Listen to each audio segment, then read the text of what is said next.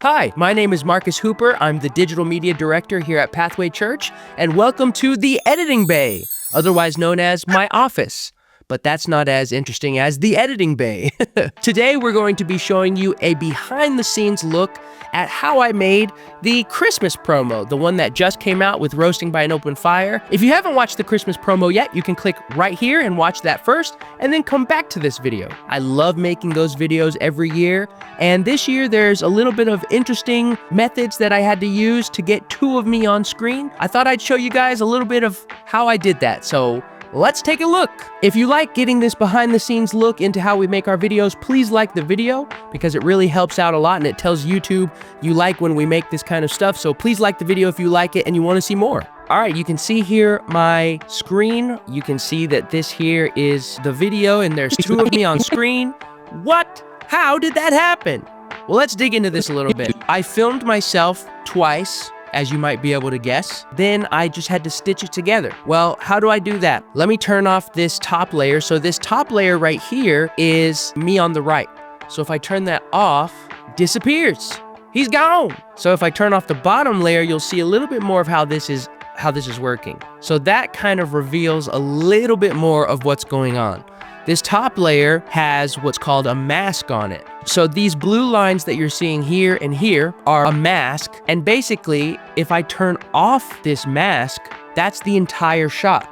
So you can see there wasn't anybody over here. And all I did is I put this mask on that isolated just this part of the shot. But I had to do it at this really weird angle because my knee comes up and sometimes my legs move over here. It had to be like this in order to cover all those movements that I'm gonna do. You'll see these dotted lines. That's what's called a feather. And what a feather does, for those who don't know, is it basically takes a harsh line. Like if a line is really harsh and you can really see it, it kind of spreads it out and fades it like this and softens it. So it's not as easy to see. So I'll give you an example of that. So obviously this is what it looks like.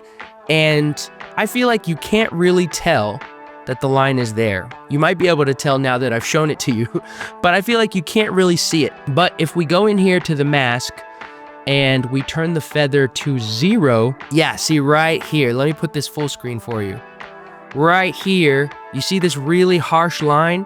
That's where the two sides of the clip are coming together. That's why I had to turn on the feathering. So if we go in here and we turn that feathering back up to what it was, I'll just hit Control Z. You can still see this line, but it's not as harsh. It's more of a fade. That's the basics of how I did this effect. Now, there is a harder part of this, which is when this version of me comes on screen and I sit down, my Santa hat crosses in front of the other me. So right here, I'm gonna go frame by frame.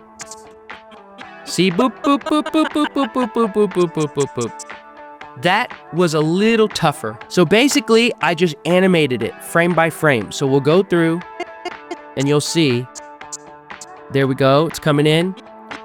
And it's just covering as much as I can the Santa hat. And the Santa hat is moving so fast that it's really blurry. If I gave too much wiggle room, you would see this red blanket that was popping through really obviously. See this? Like you can see how the red blanket's coming through. If I didn't cover the Santa hat enough, this red blanket that was on that chair was coming through. I had to like find a good middle ground of making it sure you could still see the hat, but also cutting out enough of the red blanket that the red blanket wasn't coming through. So that was the hardest part, was that part right there. Another thing that I did was the timing of me talking to myself didn't always line up because I didn't have like the clip I just filmed on the other side. I didn't have that playing in my ear or anything like that. So I was just going off of memory of how I did the rhythms and the beats and stuff like that. When I got it in Premiere and was looking at it, the conversation didn't add up. One person would start talking too soon, or there'd be a pause, or they'd both start talking at the same time. So that's why we have these close-ups like this. And I planned for this, I accounted for this. I filmed it in 4K, which is this big, but I finished it and edited it in 1080, which is this big. That means that I had more wiggle room. I could zoom in and it wouldn't look all pixelated and weird. I accounted for this by filming it in 4K so that I could adjust the timing. Another thing that really helps to like sell that they're in the same room at the same time, that there's two of me, is to overlap their audio a little bit. I did right here, you can see. I leave the video clip going a little bit while the blue audio starts. So that is what is called an L cut. Shooting this with you either. Okay, why are there two of us? So that okay from the blue guy happens while we're still seeing the purple guy. Stuff like that kind of helps sell the effect. First of all, it helps with the flow of the video, and it also helps sell the effect that there really are two of me in the same room at the same time. My thing I do by myself. You're infringing on. And so see, this one, purple, starts a little bit while we can still see blue. So that's another one of those cuts. And that, again, just helps sell that effect. My thing I do by myself. You're infringing on my thing. See, it's just barely. It's not a lot, but it's just barely. So something that you might have noticed, this footage looks terrible. It looks really washed out. There's no color. And that's not what the actual video looks like if you've seen it. The actual video looks like this. So what's the deal? Why does this footage look so terrible? Well, that's because this video was shot in RAW. RAW basically means when the camera records the footage, it records as little color information as possible, because then that gives you more flexibility when you're editing to adjust the colors in post-production. What we're looking at here is the master timeline. So in Premiere Pro, these things right here are called timelines. When you make a timeline like this, you can select everything and right-click and click right here where it says Nest. So basically, if you make a lot of edits, you can combine them all down into one thing, which can make it easier to edit all those things. And so that's what I did. So this is master, you can see right here. This is the Christmas promo. So this green right here, this is what you just saw, all those clips. That way I could make sweeping changes like the colors and all that stuff. Instead of doing it to each individual clip, I combine them all down into one clip, make all the color changes once, and then if I need to go make individual changes, I can, but usually I don't. So I'll kind of show you the color changes that I made. That's what you saw before. That's what you saw when we clicked into the master. This layer right here is what we call the color correction layer. So this basically just makes it look not washed out and make it look more like it did when you were there in person. This layer added a few color effects. We call it color grading. This color grade that I did on this layer, it really brings out the color of this brick back here and of the fire, and it really gives a nice color to the jacket. And you can even see the Santa hat looks a little magenta without it. It doesn't quite look red. But then with this, it really brings in that warmth that makes it look more like what we think a Santa hat should look like, right? But I wanted even more warmth. So that's what this layer does here that we haven't turned on yet. That one added a lot more warmth to the shot. This is like a fireside thing, and it has like kind of jazzy music, and the vibe of these promo videos for the last few years has been like fireside, like think of like a fireside chat with the president or something like that, except instead of a president, it's a goofy guy whose name is roasting by an open fire. So I wanted it to have that like warm feeling. You're sitting by the fire, it's Christmas. We don't want it to look Oompa Loompa orange, right? If I go in here to the colors, right, I can really bump that orange, but that doesn't look good. I look like an Oompa Loompa. Yellow skin, it looks artificial, right? We want it to look like this is what it could have looked like. That's the coloring, and that's why we did it that way. I actually have the audio down here. What I did this time, I don't always do this, but this time I edited all the video first, and then I exported it, and then I edited that one audio track, and then plopped it back in here. So you can tell, like if we listen to this. Stop. Don't go into the promo. This is my thing I do by myself. You're infringing on my thing. It's not too bad, right? It's not terrible. If we go over here.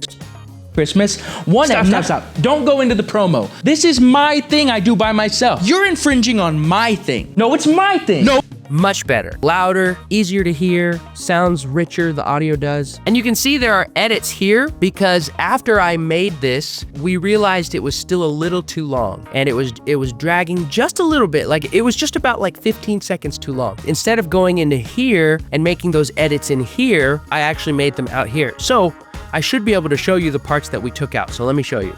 So right here, I think I should go first. Okay, how about rock, paper? so he says, I think I should go first. And then he says, okay, how about rock, paper, scissors? So let's see what we cut out. So if we go to that same spot. Well, I think I should go first. Well, I think I should go first. I think I should go first. Okay, how about rock, paper, scissors? So see, there was a little bit more of a back and forth. It was just a moment where we were like, that's dragging a little bit. So we cut that part out. And we made another cut right here. So this is, Now it is your turn. Really, you want me to do the whole thing? so now it is your turn. And then it jumps to, really, you want me to do the whole thing? Let's watch it again. Now it is your turn. Really, you want me to do the whole thing? So if we go to the master to see what was cut out, Now it is your turn.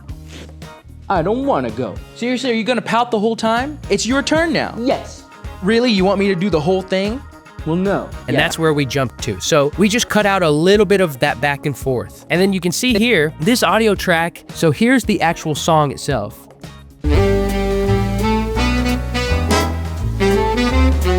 So if we put it right here, you can see it's actually too long. What I had to do was, basically I found the end of the track and I put it right here at the end of the video. I knew where I wanted the song to start, so I took the start of the song and put it here, and then I made these two parts come together, and then I basically put in a little fade, which fades them together. So let's just listen to this track by itself, and we'll hear this fade.